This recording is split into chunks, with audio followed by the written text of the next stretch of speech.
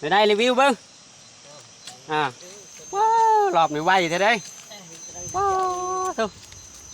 คักของเกียร์ล้อเราเอาเด้อเราใส่เบิ้ง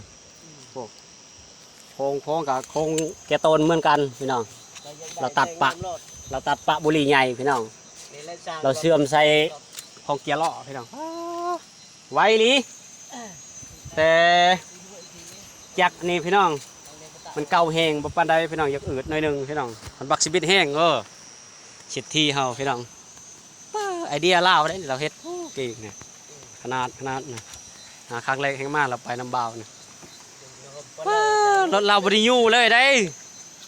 บักเช็ดทีนี่ตลอดนี่นู่นฮึบใดยูฮึบนั่นตาย